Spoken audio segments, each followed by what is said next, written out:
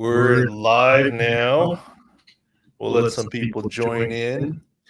11 o'clock Pacific time, 2 p.m. Eastern time will be the new time for Pro Football Sports and News Central podcast live, Twitter, YouTube, interactive.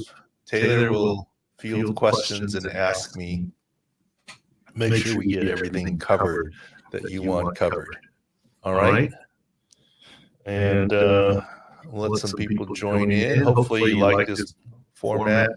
Podcast still will be at Apple and all the places, Spotify, the usual way.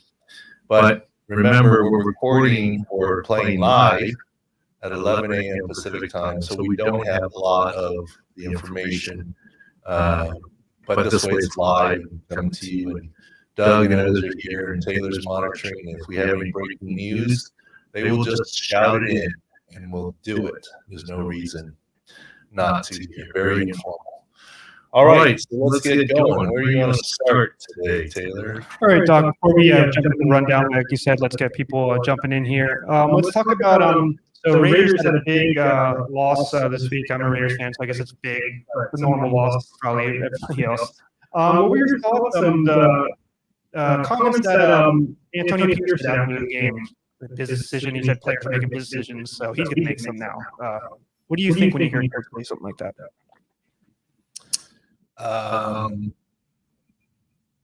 When a football player is accused of making a business decision, that is an insult, like beyond insult. Like, it's almost saying you're selfish, you're worried about yourself, you're not worried about the team. Business decision. Boy, week 3, and we're using the word business decision. Look, Antonio Pierce probably has the right to say it because he played in this league. That was very eyebrow raising for me. That almost is either going to be a rallying cry where he turns this team around or loses it. I mean, I don't know which, but week 3, and it's a business decision. Look, I've been with a team. I remember there was a Charger team that played in Miami, and our safety was hot, and our safety broke his arm trying to tackle Ricky Williams. And literally the defense made business decisions that we weren't going to tackle Ricky Williams. It's hot. We're not winning this game. And it happens. But boy, week 3, but like you hear all the time, people make business decisions later in the season. We're not going anywhere. But this early on, with the Raiders coming off a huge win against Baltimore on the road and pushing that button, it's going to be interesting to see how the team reacts to that. Do you think that's what he was trying to do, maybe? Was he trying to lit a fire, maybe? I don't know his style, and I'm not trying to be critical. Right. Seems very aggressive and hard-nosed. I guess that's how he played. Yeah. I could see him railing his team in private, saying, if you ever going to make business decisions, we're going to make our business decisions. But to put it in a press conference, yeah, I thought was interesting tactic. Maybe it's good, maybe it's bad. Don't know. But eyebrow raising to me nonetheless to say that you're making a business decision, or people are making this business decision, we're going to make ours. This isn't like end of the season, they're out of it. Like you said, it's end of week 3. Week 3. Yeah. I mean, my gosh, it's early to pull that card right there, business decision. Well, let me tell you something. Here's the problem in the NFL. It's not college where you're 3, 4, 5 deep every position. By the time you get to 3 deep, you're the last guy. Yeah. And 4 deep, you're moving a guy or signing a guy, right? It's not college. Most positions are really only at best 2 deep. You got to understand, it's a 53-man roster. You have 22 starters and, you know, the 3 special teams guys. So that's 25. So you have 22 starters minus the 3 special teamers is 50. 22 starters for 50 positions. And some of them are almost designated special teams guys. So Right. you're at most 2 deep unless you're covering 2 spots, right? There's not a lot of room to like say, I'm just going to bench you. Now you're going to cut a guy. Now, if he's speaking to a veteran, the veteran is going to say, I don't know if that's ringing that much to him, right? Yeah. I'm a vested veteran. Even if you cut me today, I'm still owed my whole salary. Right. I made the week 1 roster. And then I'll go find my other opportunity. If you don't like me, I don't like you. Now, if you're a young guy, okay, maybe, but are the young guys making the business decisions right now? I would hope not, right? So I don't know. It's an interesting one, but it's not something you might have heard this early in the season, is your thoughts, I would say. Yeah. No. When's the last time you've heard it said publicly? Period. Much less this early in the season. Oh, that's not something you would see here publicly at all. I agree with that. Yeah. No, I totally agree though. He definitely seemed like a coach that's going to crush them behind the scenes, but it didn't need to have to maybe leak out unless like you said, maybe he has some said it at a press conference. Right. Yeah. So he meant to do it. So maybe, like you said, there might have been something to it, or maybe he was trying to do something. Or maybe he didn't need another half-hour cooling off period. Yeah. He seems fiery, so I would say, but yeah, you got to be, try not to let that leak in, right? Now it's possible he can be fine with this. It's possible in the team meeting he says, guys, I care about this too much, and I played this game, and I'm sorry let the emotion get the best of me right there and then, but I love you all, and this is what we need to do. So there's ways to rehab it, but that comment was at least eyebrow raising to me. All right, yeah, I totally agree too, and I don't like you said, as a veteran, I'm not sure that's going to really make me do any more or less than what I'm already doing. All right, so the next one I had, so Trent Williams, he made a good comment because it's like a little bit of what we do here in injuries. They have a lot of injuries right now for the Niners, right? McCaffrey, Samuel, Kittle. He said it's a blessing in disguise if you have a good enough team in depth. He's saying if injuries occur, it creates opportunities for people. Is that what you see when there was injuries when you were a doctor on the Chargers? No, we didn't want injuries and whatever, but not want them, but the opportunity, is it an opportunity for other players to play better, getting reps, like Juwan Jennings per se, right? He would have never had that big a game with all those guys out. So, well, first of all, Trent Williams is still playing himself into shape. Once again, left. He needs IV again. Right. He's the holdout and whatever. He's right though. See, the way NFL coaches look at it, okay, if you're a team like the 49ers who expect to make the playoffs, and honestly, it's Super Bowl or bust for them. If they get a lot of injuries and they can't get healthy, a first-round knockout versus a divisional round knockout versus a conference championship knockout is still the same. Still a knockout, yeah. What injuries do is allow you to change things up, to get Jordan Mason into the fold or Juwan Jennings into the fold, playing well, so that when you are in a playoff game and Deebo Samuel or CMC gets hurt in the first half, you don't have a Brock Purdy situation where there's no one behind him, i.e. in Philadelphia, right? That was a tough situation a couple years ago when he hurt his elbow. So it does allow you and force you to develop depth and other options and see who can be successful. I think that's what he was saying. So no one wants this. But I've always said, me internally, Bill Belichick is now on the sidelines. But what made Bill Belichick special observationally from me, forget all his secrets and tricks and the da-da-da-da-da-da. No one in fantasy liked playing the Patriots. Why is that? Fantasy football. You never know 1 week to the next who's going to be featured. And the injury report. You never know who's going to miss the game or not. That's also a combo, yeah. But what I mean by that is when Gronk was doing well, he wouldn't just keep feeding Gronk. He would say, what other tight end? What's Chris Hogan doing today? Right. Let's see what he can do, and feature different parts. And because they were going to be playoff bound, and he knew that when you get into the playoff situation and there's an injury, now they're pseudo prepared because they've featured Chris Hogan in a game. instead of just Julian Edelman the whole time, right? So there is some sort of upside to doing that, and I think that's what Trent Williams is hinting at. But he's also just going glass half full, right? And also, I will say they're the people that are playing for them are playing well, right? You got Jennings had a huge game last week. Jordan Mason's had multiple 100-yard games, so I guess you could say that when the players are doing well in their opportunities, right? But spoken like a true fantasy guy. Yeah. What happened to the team? Yeah, they lost. You're right. This is true. That's what actually does count. You're correct.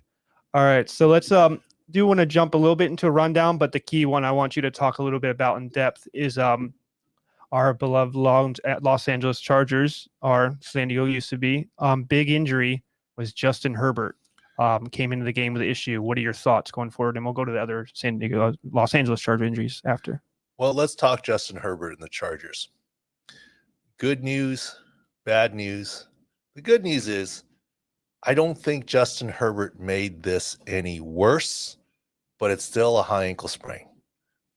And he played through. Didn't finish. Breaking news here. My prediction, expectation. Even though the injury is no worse, Taylor Heinicke starts this game against the Chiefs in week 4. Now, everyone's like saying, are you crazy? Let me give you my thoughts. I've been on the other side of the equation when teams are making decisions. And I'm not saying that I know exactly what Jim Harbaugh is thinking, or the athletic trainers, or the doctors, or the GM. But I'm saying if you put things together and observe, that's my conclusion. Taylor Heinicke will play. So you say, wait a minute. Last week you guaranteed that Justin Herbert would be the starter. Now you're saying he's no worse off his ankle. Why are you saying Taylor Heinicke is going to start? And it's a divisional game against the Chiefs where you're 2-1 behind by 1 game. In theory, you can leapfrog them into first place. You're at home as well. At home, yes, yep. hosting them. Why wouldn't you be all in Justin Herbert? Let me give you my thought pattern here. Number one, but the bottom line is, it's my firm belief Taylor Heinicke is starting. No Easton Stick, you're saying.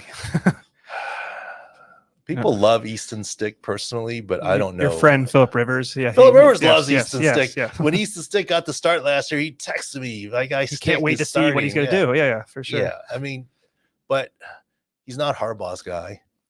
Heinicke at least was brought in by Harbaugh. Correct. I don't know that they've crossed paths directly, but at least he brought him in. And it was telling to me that Heinicke played instead of Easton Stick.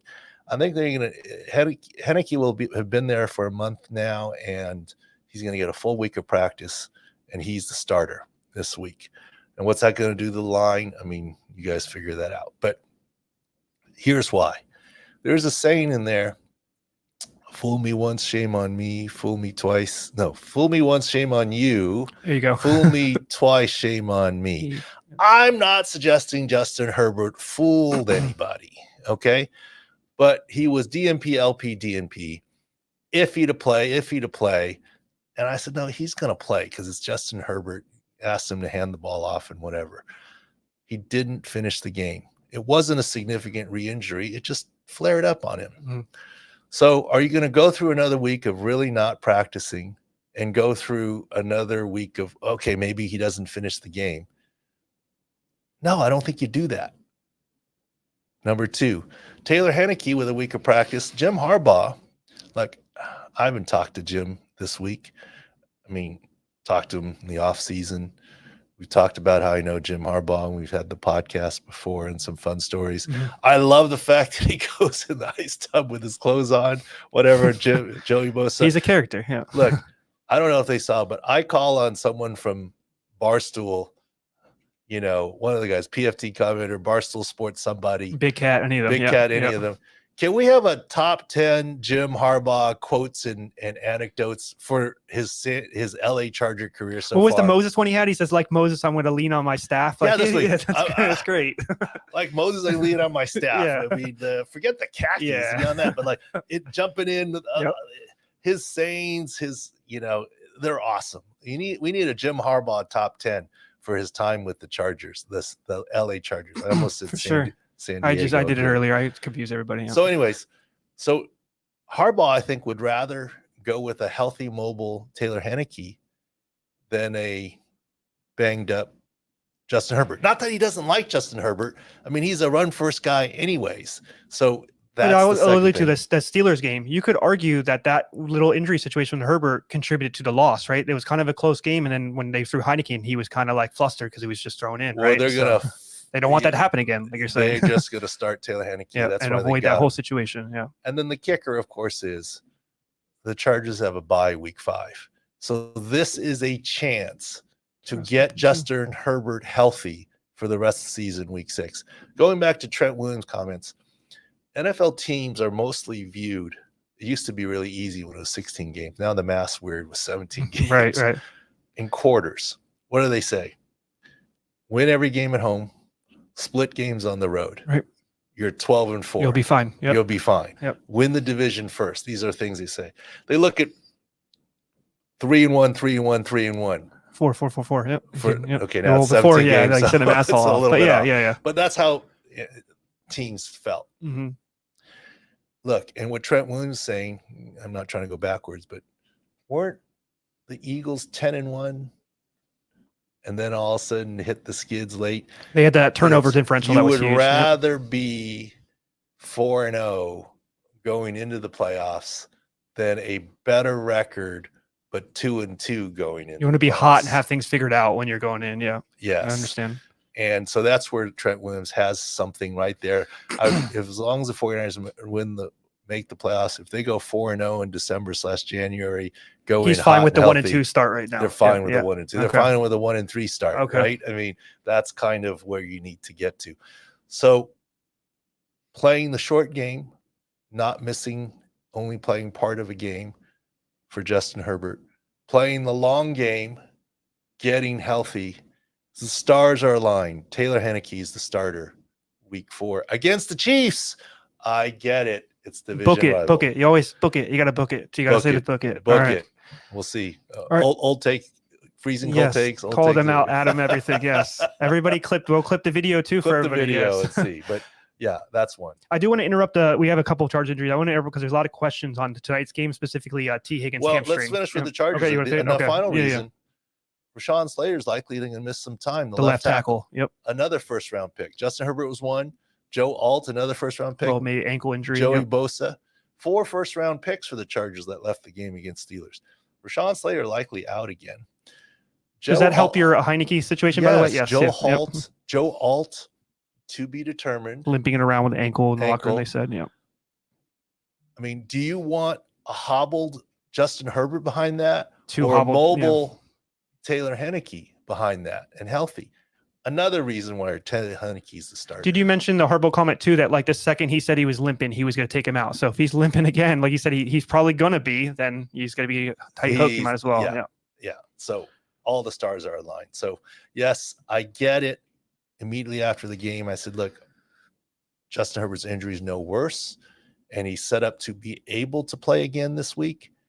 That's still true. There's just a couple other things. Coaching decision-wise, he's not. Mm-hmm. Not because Jim Harbaugh doesn't like Justin Herbert, because he does like Justin Herbert. He doesn't want to put him out there against an offensive line with some potential issues, make it worse, have it linger. The bye week gives him a chance to get it put behind him, and I think they will do that. And they'll play the Broncos in that week 6 start Taylor Heineke. All right. So yeah, we got those. I was trying to a lot of T. Higgins questions. I was trying to sneak that in. Sure. So the game's tonight.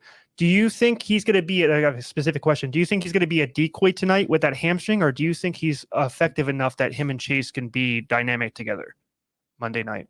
Can I say yes to both? You're allowed to. Yes. Is he going to be? Look, is he taking 70 snaps today? No. Is his presence going to create and draw attention and be a decoy? Yes. Is he solely a decoy? No. I think he's talented enough wide receiver to get some targets and catches. He's not solely a decoy, but his presence certainly will help Jamar and help Joe Burrow, etc. tonight. But he's not playing 70 snaps. 30? He had an FP on 25. Saturday, so he got LP, FP. So in theory, like you said, he's better. He can do more. But like, remember when Mike Evans used to pick up soft tissue? You always said like that's decoy. You think he's a little better in this situation? I think he's better than Decoy, but It's been multiple weeks as well, right? he's not going to play 60 snaps and have 12 targets. So I guess the third question I have here, does this benefit Chase more if you're going to take one or the other? Does this help Chase now that he has someone that they might be targeting on a little bit, or maybe they're both not a Well, I think it's going to help the Bengals more. Yeah, just having the whole, everybody there. In general, right? And game script is always different. And I think there's a trickle up effect for everybody. So next up, we have a massive amount of tight ends that got injured this week and a couple that are returning as well. Huge fantasy guys too, because tight end fantasy this year has been very barren. There's only been a couple guys that really had big games. You're just upset that Kelsey and Andrews yes, well. Everybody you have multiple people saying, are they washed? I had someone texted me the under of Kelsey last night. It was 44.5. He only had 30. So there's something there. Andrews only ran 4 routes. So the people that were picked high in fantasy tight end wise are either hurt or not playing well. So the big one to start, Doc, is Sam LaPorta. Talk about his ankle injury. LaPorta is going to be fine. Inversion ankle. They confirmed it this morning. They did, already. yes. He came back in and out a little bit second half. He had the ice on. Yeah. Yeah, he'll be all right. Will he be as mobile as usual? No, but I do think he plays this next week. Look, Andrews' ankle, it's not just his ankle, it's a car accident in the offseason. We don't even know what happened in the car accident. It's undisclosed because the Ravens kept it pretty tight-lipped till right. And that's why we loved likely that first game back. Kelsey, don't know. I mean, scheme, blocking, this, that, the other, and look, if you draw attention in double coverage, it's smart to go away from the guy. And with no Brown, there's not a full offense out there, right? So they can kind of double maybe. Well, the Chiefs, the beginning of the year, I thought, wow, the Chiefs can be dynamic with all their wide receivers. Because Worthy was like the third or fourth option. Now he's kind of the second, maybe, right, with Rice there. Now, I mean, no Pacheco. Carson Steele, what a great story, but he's not Pacheco. He was plodding around. They just gave him 20 carries, so he got over his prop yards. But good on him. I mean, they had some balance, and he did okay. But he's no threat to break a run. You're not going to put 8 men in the box to try and stop him. Yep. No offense, Carson Steele, but good on him. Next tight end, Trey McBride. He was evaluated for a concussion, didn't return. Your thoughts on that? I know it's just you can't really tell, right? We'll talk about the 50 Eagles later. Our stats that you helped collate. About half of players play the next week, and about half don't. So, you got to get cleared by the independent. It's like you always said, it's tough to judge, right? Snowflake. You can't judge off the hit and say, "Oh, that's a really bad hit." Look, last week we talked about it. Tua, just because he postured doesn't mean he's got permanent brain damage. Right. You can't judge off the hit or the reaction. It's how quickly they clear.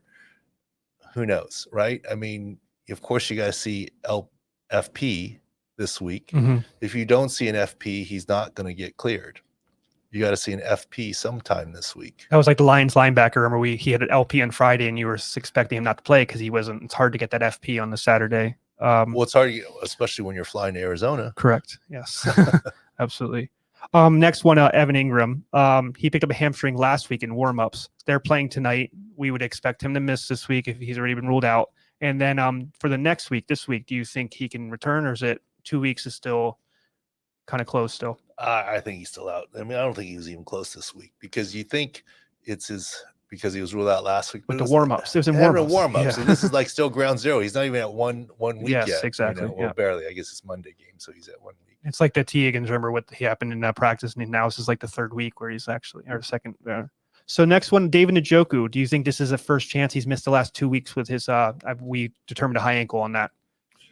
I think this week is the first possibility, but far from guaranteed of playing. And the Browns have their O-line issues. Lots of stuff going on there too. I know last year we usually do our rights and wrongs. He was a tight end that I wanted to mention. We did have an under on Jake Ferguson going last night, yesterday. He did have 95 yards, much better than we expected from his MCL. No, that's great. I mean, he performed well. He played well, and he only missed 1 week, which is better than initial fears and everything. So congratulations to him. Yeah, I mean, part of it, look, the Cowboys were chasing. Mhm. They needed other targets out there. And, the chase was on, and Ferguson's a good pass catcher. Big injury for the Seahawks. They will be playing on Monday night this week against the Lions. Your thoughts about Kenneth Walker returning from his oblique? He suffered it a week ago. He missed. He missed this week, and your chance to return this week. Or your thoughts on that? Kenneth Walker this next week we expected To be out this week. Yeah. First week, very strong, likely out second week. Third week, this is once again his chance to return. So I think he might have a chance to return, but they've got some linebacker issues. They do, yes. Defensive issues for Seattle at this point as well. All right. Those are the tight ends, and then we did the running back. I want to talk about the quarterback situation. We always talk about Tua, right? He's on IR with his concussion. So now you have Skylar Thompson suffered a chest injury. He missed the game. So we're just going to third. Yes. Another breaking news. Breaking news. Okay. Opinion from analysis. Breaking analysis. Breaking news. However you want to say it. Snoop Huntley is the starter for the Miami Dolphins this week as they host the Tennessee Titans. Why do I say that? Simple. Tua is still out, injured reserve, cannot play. Do I think the Skylar Thompson injury is that serious with ribs, chest? It is. It hurts. You think he'll need an injection likely? He could play with a game day injection, but no offense. If this were Tua, no practice, game day injection, play him. You're not going to play Skylar Thompson with sore ribs with a game day injection without a full week of practice. That's not happening. So then Tim Boyle. Famous Rodgers backup. Yep. I think at this point it goes to Snoop Huntley. Yes, he's new there. September 16th is when he got signed out to practice squad Ravens. Yes.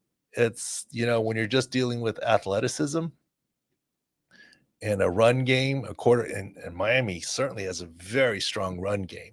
Mostert, you think Mostert might be back this week. This is the first week, Mm-hmm. but A-Chain and they got a strong run game there. And see what happens. Now, you're going to say, well, you got Tyreek Hill and Waddle. Are you going to shelve them? Well, Huntley can throw the ball a little bit. He's operate that Ravens offense okay, yeah. And if Tennessee has to stack 8 men in the box, stop the run, that's going to open up a lot of things.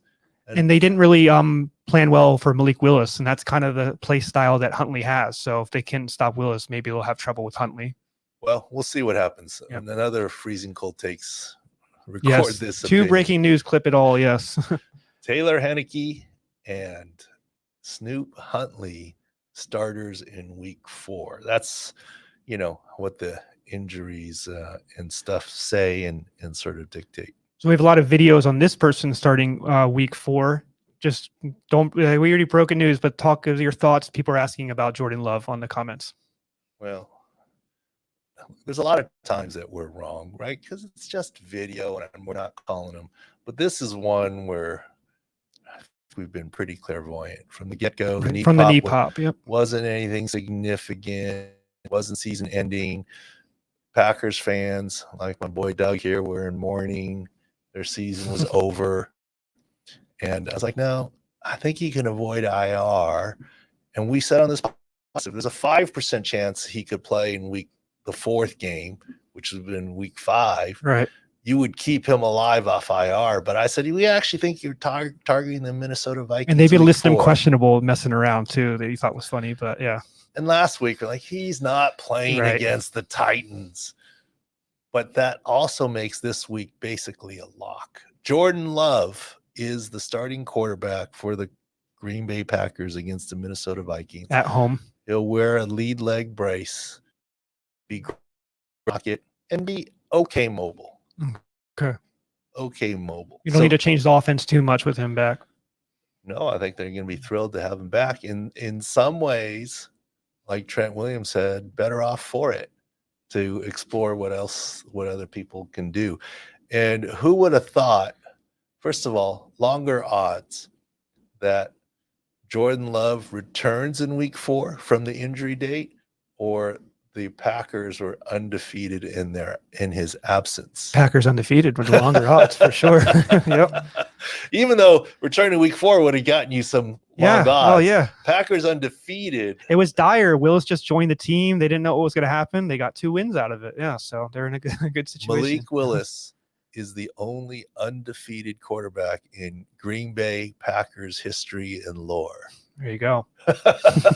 A quarterback dynasty franchise, but it's Malik Willis that has the best win percentage of all time. There you go, fans. Yes. And it's going to stay at 2-0 because it's going to be Jordan Love. Yep. And by the way, Sam Darnold. That's the next one, dear. Thank you. Yeah, talk about Sam Darnold. That's the next guy on my list. Any news break yet on Sam Darnold? We've already said. They said he's going to have an MRI, and they said he's going to be fine. Okay. When I got home yesterday, I don't know if you saw my halftime injury report. I got home. It's like the house has changed. And the kids and the wife, we put up all these Halloween decorations. I was going to say the decorations, yeah. And spiders on the windows. And why am I even talking about that? And an NFL team gives out MRIs like candy on Halloween, man. I mean, this is your quarterback. He got rolled up on from behind. We think he's fine. They said it revealed a knee bruise with no structural damage. There you go. Fine. Okay, good. Okay. He's going to be fine. He was always going to be fine. It wasn't anything. Glad that we have the check box of the MRI result now. Breaking news. Real breaking news, right? The MRI report. But it was as expected. I recorded a Vikings podcast this morning. Yeah, he's fine.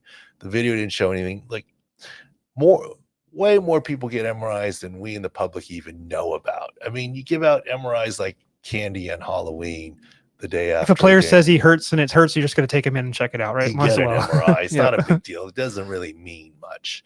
You're just checking a box to make sure that there isn't anything there. So I'm glad that's confirmed. Non-issue there. Don't have a complete confirmation yet, but Adam Thielen did suffer a hamstring injury and hit the win against the Raiders. He has his new quarterback and he caught a touchdown to play, but you're thinking he might have to sit a couple weeks with that injury? He might. Yeah, okay. He might. We got to look at the severity of it. All right. Eagles wide receiver room and Lane Johnson are ones I want you to talk about. Talk about Devontae Smith and AJ Brown's return dates. Pseudo breaking news headline. Eagles maybe even likely, but the Eagles may be without both wide receivers. Top 2, yep. Both guys against the Bucks next week. On the road. Devontae Smith, concussion. Look, you can't judge the concussion. This week, going in this week, yeah. Well, he got it this week. Yeah. With the hit. Some claimed it was dirty.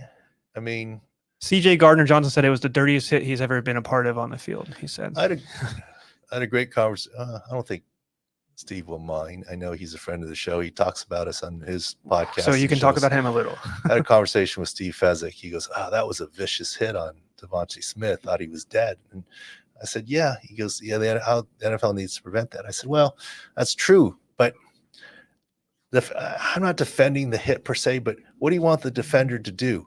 He's upright. How does he know that the O-lineman's not going to come or someone's going to come and push him forward 3 or 4 more yards, right? So he comes in and lays a hit on him to stop him, right? We've seen maul touchdowns happen, Right. Now, this wasn't a touchdown, but he was held up. The only way to stop that, if you're held up, is a quicker whistle. That'll stop injury, but it'll also stop those rolling maul touchdowns that are they don't want that.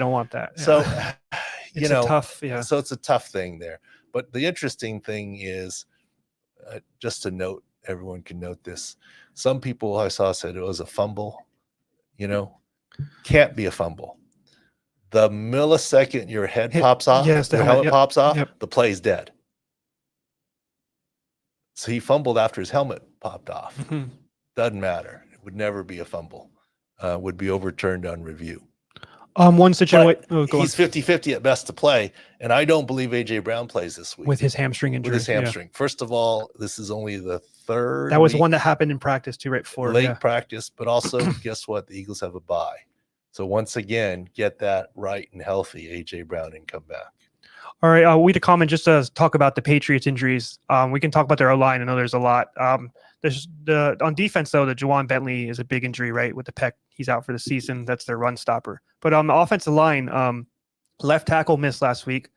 They have left guard 1 and 2 out.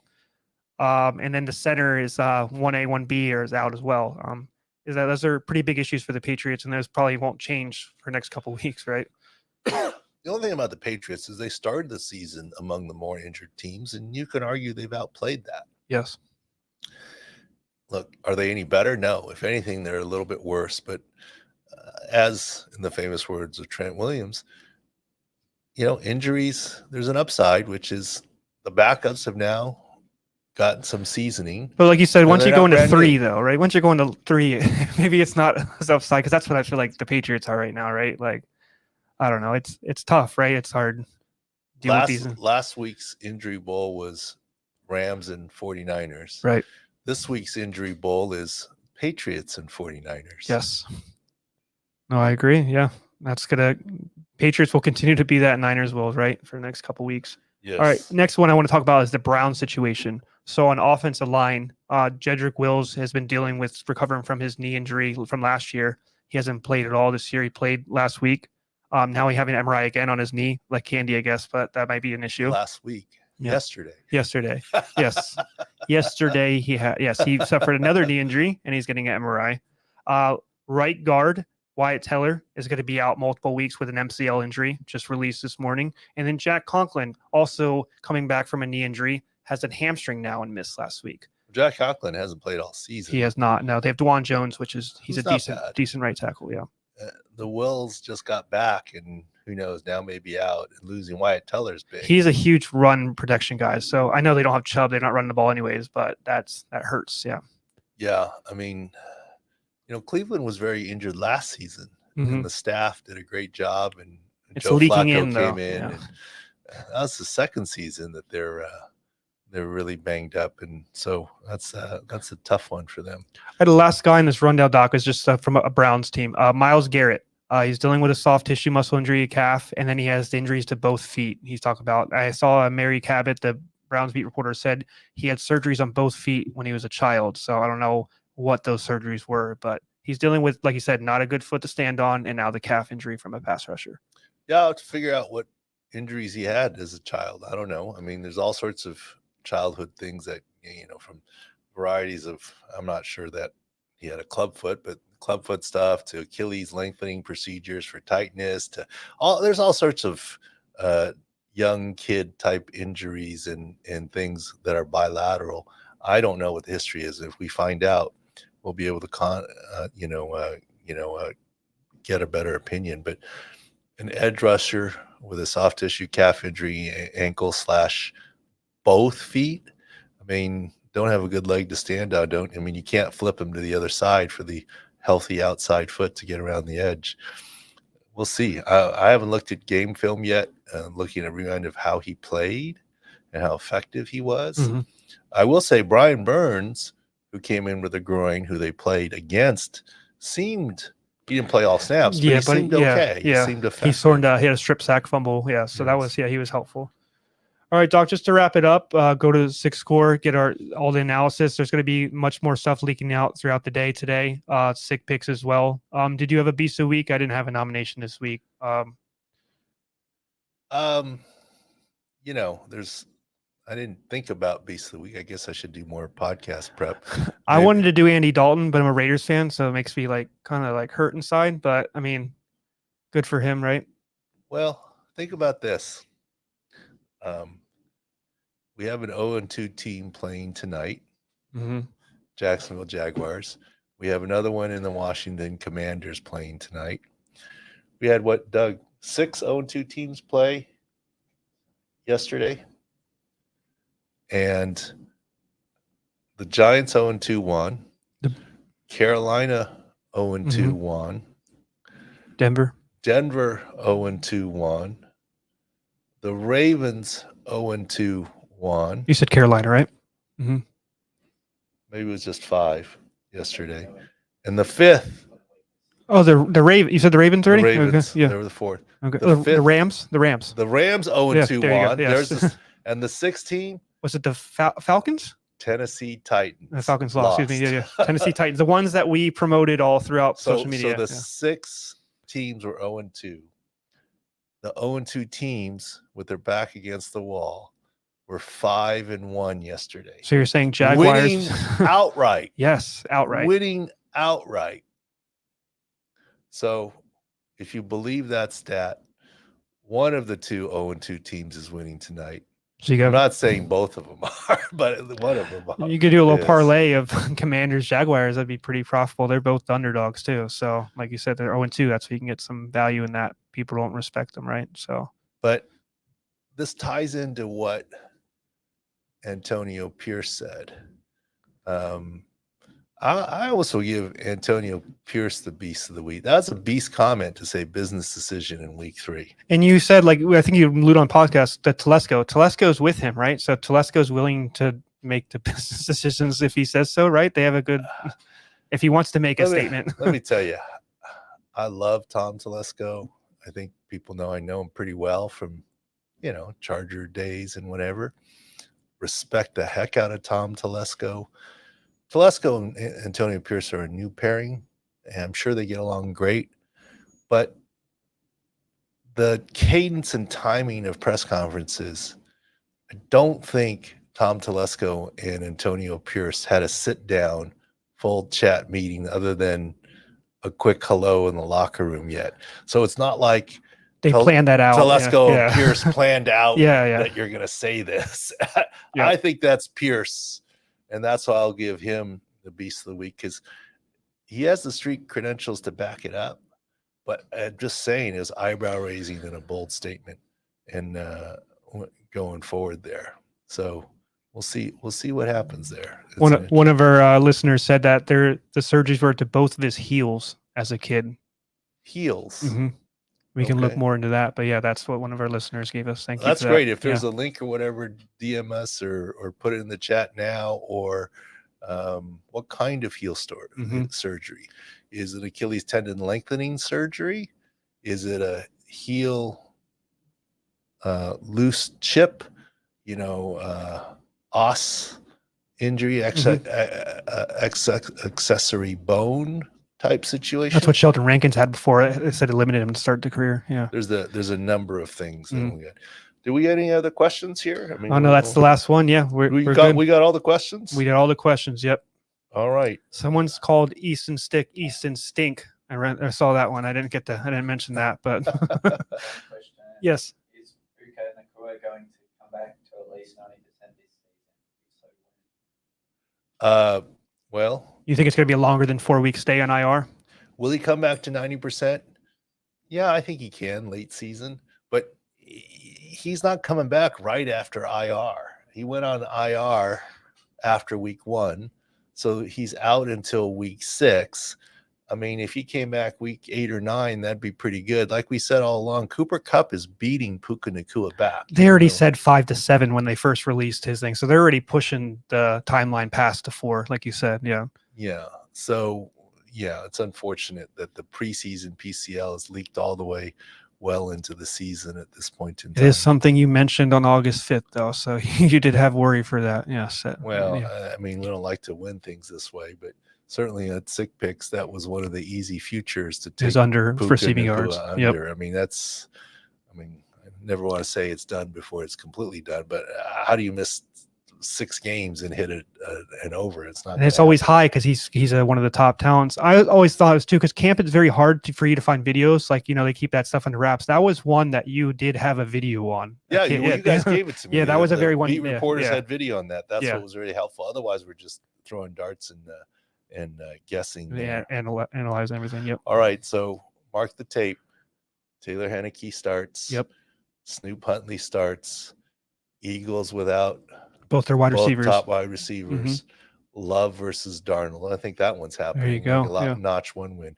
We need a book to be able to bet on these injury types. You said that like I remember 4 years ago. You're like, Taylor, if there's return dates on players, we would kill that. That's specific. That's a book for you, Doc, specifically.